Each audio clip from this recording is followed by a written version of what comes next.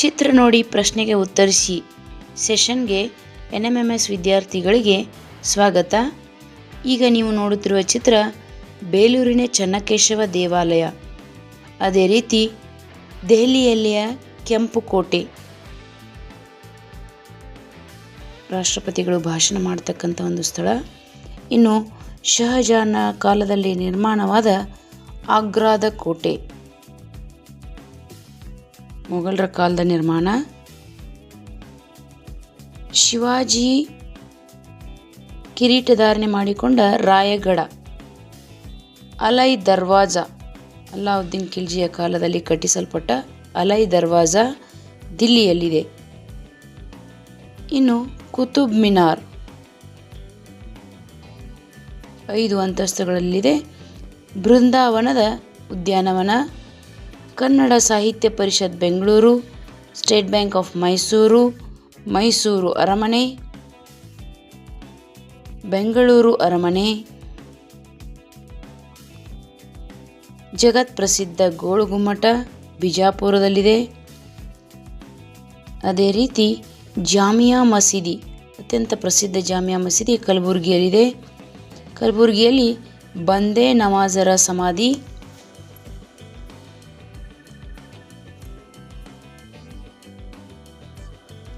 ಜಾಮಿಯಾ ಮಸೀದಿ ಕಲಬುರಗಿ.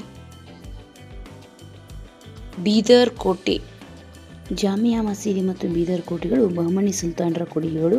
ಈಗ ನೀವು ನಕ್ಷೆಯಲ್ಲಿ ನೋಡುತ್ತಿರುವ ಹಳದಿ ಭಾಗ 15ನೇ ಶತಮಾನದಲ್ಲಿ ಬಹಮನಿ ರಾಜ್ಯದ ಒಂದು ನಕಾಶೆ. ಈಗ ನೀವು ನೋಡುತ್ತಿರುವ ಕಲ್ಲಿನ ರಥ 50 ರೂಪಾಯಿದಲ್ಲಿದೆ. ಅದೇ ರೀತಿ ಸಾಸಿವೆ ಕಾಳು ಗಣಪ, ಉಗ್ರ ನರಸಿಂಹ, ಇವೆಲ್ಲ ವಿಜಯನಗರ ಸಾಮ್ರಾಜ್ಯದ ಕಾಲದ ರಚನೆಗಳಾಗಿವೆ. ಅದೇ ರೀತಿ ಹಜಾರ ರಾಮಸ್ವಾಮಿ ದೇವಾಲಯ, ಶೃಂಗೇರಿಯ ವಿದ್ಯಾಶಂಕರ ದೇವಾಲಯ. ಈಗ ನೀವು ಆ ಹಳದಿ ಬಣ್ಣದಲ್ಲಿ ನೋಡುತ್ತಿರುವ ನಕಾಶೆ ಕೃಷ್ಣದೇವರಾಯನ ಕಾಲದಲ್ಲಿ ವಿಜಯನಗರ ಸಾಮ್ರಾಜ್ಯ, ಸುಮಾರು 16ನೇ ಶತಮಾನದ ವಿಜಯನಗರ ಸಾಮ್ರಾಜ್ಯದ ಒಂದು ನಕಾಶೆಯನ್ನು ನೀವು ನೋಡುತ್ತಾ ಇದ್ದೀರಿ. ವಿಜಯನಗರ ಸಾಮ್ರಾಜ್ಯದ ರಾಜಲಾಂಛನ ವರಾಹ.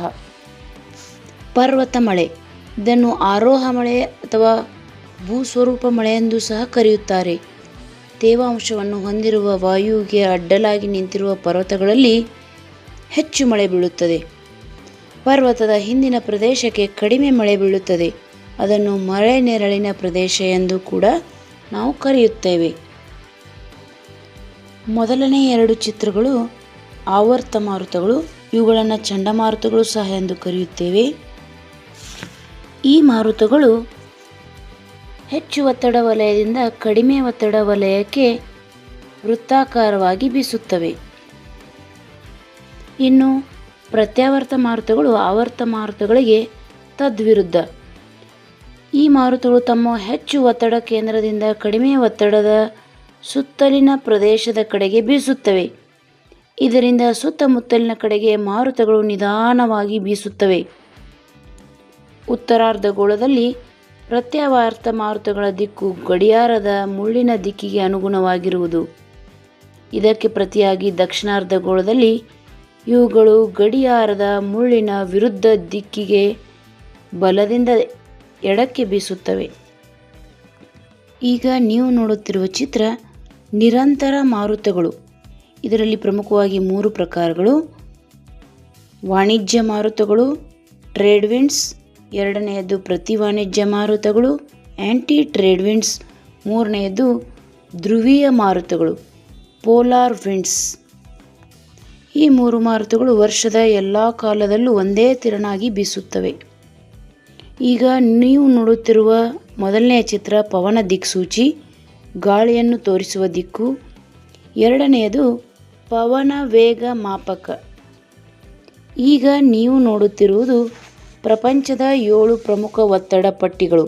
ಅತ್ಯಂತ ಮಧ್ಯಭಾಗದಲ್ಲಿ ಸಮಭಾಜಕ ವೃತ್ತದ ಕಡಿಮೆ ಒತ್ತಡ ಪಟ್ಟಿ, ಅದರ ಮೇಲೆ ಅಂದರೆ ಉತ್ತರದಲ್ಲಿ ಉತ್ತರ ಉಪ ಉಷ್ಣವಲಯದ ಅಧಿಕ ಒತ್ತಡ ಪಟ್ಟಿ, ಸಮಭಾಜಕ ವೃತ್ತದ ದಕ್ಷಿಣದ ಭಾಗದಲ್ಲಿ ದಕ್ಷಿಣ ಉಪ ಉಷ್ಣವಲಯದ ಅಧಿಕ ಒತ್ತಡ ಪಟ್ಟಿ, ಮತ್ತು ಉತ್ತರದಲ್ಲಿ ಉತ್ತರ ಉಪದ್ರವೀಯ ಅಧಿಕ ಒತ್ತಡ ಪಟ್ಟಿ, ದಕ್ಷಿಣದಲ್ಲಿ ದಕ್ಷಿಣ ಉಪದ್ರವೀಯ ಅಧಿಕ ಒತ್ತಡ ಪಟ್ಟಿ, ಉತ್ತರ ಧ್ರುವೀಯ ಅಧಿಕ ಒತ್ತಡ ಪಟ್ಟಿ ಹಾಗೂ ದಕ್ಷಿಣ ಧ್ರುವೀಯ ಅಧಿಕ ಒತ್ತಡ ಪಟ್ಟಿ.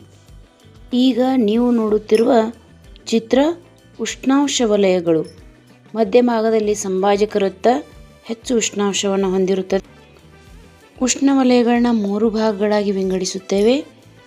ಉಷ್ಣವಲಯ, ಸಮಶೀತೋಷ್ಣ ವಲಯ ಹಾಗೂ ಶೀತವಲಯ.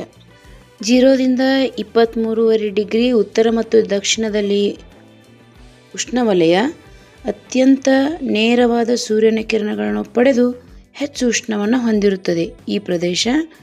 ಎರಡನೆಯದಾಗಿ 23.5 ಡಿಗ್ರಿಯಿಂದ 66.5 ಡಿಗ್ರಿ ಉತ್ತರ ದಕ್ಷಿಣದಲ್ಲಿ ಸಮಶೀತೋಷ್ಣ ವಲಯ ಸೂರ್ಯನ ಕಿರಣಗಳನ್ನು ಓರೆಯಾಗಿ ಪಡೆಯುತ್ತದೆ. ಇನ್ನು ಶೀತವಲಯ 66.5 ಡಿಗ್ರಿಯಿಂದ 90 ಡಿಗ್ರಿಯವರೆಗೆ ಉತ್ತರ ಧ್ರುವ ಹಾಗೂ ದಕ್ಷಿಣ ಧ್ರುವದಲ್ಲಿ ಸೂರ್ಯನ ಕಿರಣಗಳು ಅತ್ಯಂತ ಓರೆಯಾಗಿ ಬೀಳುತ್ತವೆ ಹಾಗೂ ಉಷ್ಣಾಂಶ ಅತ್ಯಂತ ಅಲ್ಲಿ ಕಡಿಮೆಯಾಗಿಯೂ ಇರುತ್ತದೆ. ಈಗ ನೀವು ನೋಡುತ್ತಿರುವ ಚಿತ್ರ ಅಂತರ್ಜಲ ಚಟುವಟಿಕೆಯಿಂದ ಉಂಟಾದ ಆರೋಹಿ ಶಂಖ ಹಾಗೂ ಅವರೋಹಿ ಶಂಖಗಳು, ಅಂತರ್ಗುಹೆಗಳು ಹಾಗೂ ಸುಣ್ಣದ ಕಲ್ಲುಗಳ ಸ್ತಂಭಗಳು. ಅದೇ ರೀತಿ ಅಂತರ್ನದಿ ಕೂಡ ನಿಮಗೆ ಅಲ್ಲಿ ಕಾಣಿಸುತ್ತದೆ. ಹೀಗೆ ಅಂತರ್ಜಲ ವಿವಿಧ ಚಟುವಟಿಕೆಗಳನ್ನು ಮಾಡುತ್ತದೆ ಎನ್ನುವುದಕ್ಕೆ ಇದೊಂದು ಸಾಕ್ಷಿ. ಈಗ ನೀವು ನೋಡುತ್ತಿರುವುದು ಬೌದ್ಧ ಧರ್ಮದ ಸೂಕ್ತ, ಸಾಂಚಿ ಸೂಕ್ತ. ನೀವು ನೋಡುತ್ತಿರುವ ಚಿತ್ರ ನದಿಯ ಪಾತ್ರದ ವಿವಿಧ ಹಂತಗಳು. ನದಿಯ ನಗ್ನೀಕರಣ ಕಾರ್ಯಗಳ ವಿವಿಧ ಹಂತಗಳನ್ನು ಇಲ್ಲಿ ತೋರಿಸಲಾಗಿದೆ. ನದಿಗಳು ಆಳ ಕಣಿವೆ, ಅಗಲ ಕಣಿವೆ ಮತ್ತು ಮೆಕ್ಕಲು ಸಂಚಯನವನ್ನು ನಡೆಸುತ್ತವೆ. ನೀವು ಮೇಲಿನ ಭಾಗದಲ್ಲಿ ಮೇಲ್ಕಣಿವೆ, ಮಧ್ಯ ಕಣಿವೆ, ಕೆಳಕಣಿವೆಯ ಭಾಗಗಳನ್ನು ನೋಡಬಹುದು. ಈಗ ನದಿ ಸಂಚಯನದಿಂದಾದ ಪ್ರಮುಖ ಭೂಸ್ವರೂಪಗಳು. ಅಲ್ಲಿ ಶೃಂಗ ಸರೋವರ, ಮೈದಾನ ಪ್ರವಾಹ, ನದಿಯ ತಿರುವು, ನದಿ ಮುಖಜ ಭೂಮಿ ಹಾಗೂ ಉಪನದಿಗಳು ಹಲವು ರೀತಿಯ ಭೂಪ್ರದೇಶಗಳ ನಿರ್ಮಾಣವನ್ನು, ಭೂಸ್ವರೂಪವನ್ನು ನದಿಯೊಂದು ನಿರ್ಮಿಸುತ್ತದೆ ಎನ್ನುವುದಕ್ಕೆ ಉದಾಹರಣೆ. ಜಗತ್ತಿನ ವಿಚಿತ್ರ ವಿಸ್ಮಯಗಳಲ್ಲೊಂದಾದ ಚೀನಾದ ಮಹಾಗೋಡೆ ಕ್ವಿನ್ ಶಿ ಹುಯಾಂಗ್-ಟಿಯಿಂದ ನಿರ್ಮಿತವಾದದ್ದು, ಒಂದುಗೂಡಿಸಲ್ಪಟ್ಟದ್ದು ಎಂದು ಕರೆಯಲ್ಪಡುತ್ತದೆ. ಇದರ ಉದ್ದ ಸುಮಾರು 5,000 ಕಿಲೋಮೀಟರ್ಗಿಂತ ಹೆಚ್ಚಾಗಿದೆ. ಚಂದ್ರನ ಮೇಲೆ ಮನುಷ್ಯ ನಿಂತು ಭೂಮಿಯ ಕಡೆ ನೋಡಿದಾಗ ಭೂಮಿಯ ಮೇಲೆ ಸ್ಪಷ್ಟವಾಗಿ ಕಾಣುವ ಚಿತ್ರ ಚೀನಾದ ಮಹಾಗೋಡೆ ಒಂದೇ. ಮೆಸೊಪೊಟೇಮಿಯಾದ ಜನ ಸುಮೇರಿಯನ್ನರು. ಇವರು ಎತ್ತರವಾದ ಸಮತಟ್ಟಾದ ಪ್ರದೇಶವೊಂದರಲ್ಲಿ ಕೃತಕ ಗುಡ್ಡವೊಂದನ್ನು ನಿರ್ಮಿಸಿ ಅಲ್ಲಿ ತಮ್ಮ ಆರಾಧ್ಯ ದೇವರನ್ನು ಪೂಜಿಸುತ್ತಿದ್ದರು. ಇವುಗಳನ್ನೇ ಜಗ್ಗುರಾಟ್ ಎಂದು ಕರೆಯುತ್ತಾರೆ. ಇನ್ನು ಈಜಿಪ್ಟಿಯನ್ನರು ತಮ್ಮ ಪ್ಯಾರೋಗಳು ಅಥವಾ ರಾಜರು ಸತ್ತಾಗ ಹೂಳುತ್ತಿದ್ದ ಸ್ಥಳವೇ ಪಿರಮಿಡ್. ಅವರ ಮುಂದಿನ ಜೀವನಕ್ಕೆ ಬೇಕಾಗುವ ಎಲ್ಲ ಸಾಮಗ್ರಿಗಳನ್ನು ಇಲ್ಲಿ ಇಡಲಾಗುತ್ತಿತ್ತು. ಈಗ ನೀವು ನೋಡುತ್ತಿರುವ ಚಿತ್ರ ಸಿಂಧೂ ನಾಗರಿಕತೆಗೆ ಸೇರಿದ್ದು. ನರ್ತಕಿಯ ಲೋಹದ ಮೂರ್ತಿ, ಪುರುಷ ಮುಂಡದ ಶಿಲಾಮೂರ್ತಿ ಮತ್ತು ಸಿಂಧೂ ಲಿಪಿ. ಇದುವರೆಗೆ ಇದನ್ನು ಓದಲಾಗಿಲ್ಲ. ಸಿಂಧೂ ನದಿಯ ನಾಗರಿಕತೆಯಲ್ಲಿ ಕಂಡುಬರುವ ಸಾರ್ವಜನಿಕ ಸ್ನಾನಗೃಹ ಮೊಹೆಂಜೊದಾರೋ. ಪರೀಕ್ಷೆಗೆ ಅತಿ ಮುಖ್ಯವಾದ ಚಿತ್ರ ಭಾರತದ ಭೌಗೋಳಿಕ ಲಕ್ಷಣಗಳು. 8ನೇ ವರ್ಗದಲ್ಲಿ 1ನೇ ಭಾಗದಲ್ಲಿ ಬರ್ತಕ್ಕಂಥ ಒಂದು ಪುಸ್ತಕ. ಭಾರತದ ಪರ್ವತಗಳು, ಸಮುದ್ರಗಳು, ಅಕ್ಕಪಕ್ಕದ ರಾಷ್ಟ್ರಗಳನ್ನು ನೀಡಲಾಗಿದೆ. ಅದೇ ರೀತಿ ಭಾರತದ ಪ್ರಮುಖ ಬೆಟ್ಟಗಳು: ಅರಾವಳಿ ಬೆಟ್ಟ, ವಿಂಧ್ಯ ಪರ್ವತ, ಪೂರ್ವಘಟ್ಟ, ಪಶ್ಚಿಮ ಘಟ್ಟ, ಉತ್ಕಲ ತೀರ, ಕೋರಮಂಡಲ ತೀರ, ಮಲಬಾರ್ ತೀರ. ಅದೇ ರೀತಿ ಕೊಂಕಣ ತೀರಗಳನ್ನು ನೋಡಿಕೊಳ್ಳಬೇಕು.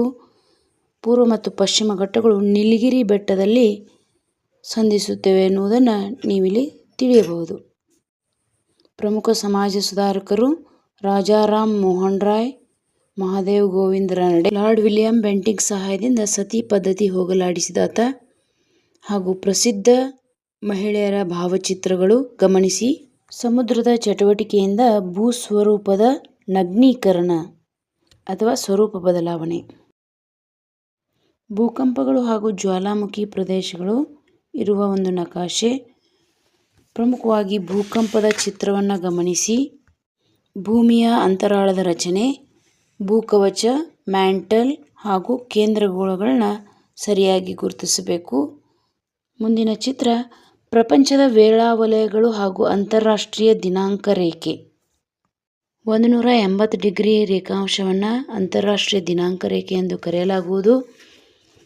ಪೂರ್ವಕ್ಕೆ ಹೋದಂತೆ ಅಂತಾರಾಷ್ಟ್ರೀಯ ದಿನಾಂಕದಿಂದ ಪೂರ್ವಕ್ಕೆ ಹೋದರೆ 1 ದಿನ ನಷ್ಟ, ಅಂತಾರಾಷ್ಟ್ರೀಯ ಪಶ್ಚಿಮಕ್ಕೆ ಬಂದರೆ 1 ದಿನದ ಲಾಭ ಎಂದು ಪರಿಗಣಿಸಲಾಗುವುದು. ಈಗ ನೀವು ನೋಡುತ್ತಿರುವುದು ಪೃಥ್ವಿಯ ಪ್ರಮುಖ ಅಕ್ಷಾಂಶ ಮತ್ತು ರೇಖಾಂಶಗಳು. ಇವುಗಳನ್ನ 8ನೇ ವರ್ಗದ ಪುಸ್ತಕದಲ್ಲಿ ಸರಿಯಾಗಿ ನೋಡಿಕೊಳ್ಳಿ. ವೃತ್ತಾಕಾರದ ಬೃಹತ್ ರಂಗಮಂದಿರ ರಿಸರ್ವ್ ಬ್ಯಾಂಕ್ ಆಫ್ ಇಂಡಿಯಾದ ಪ್ರಮಾಣಿತ ಚಿಹ್ನೆ. ವಿಡಿಯೋ ಉಪಯುಕ್ತವೆನಿಸಿದರೆ ಲೈಕ್ ಮಾಡಿ, ಸಬ್ಸ್ಕ್ರೈಬ್ ಮಾಡಿ.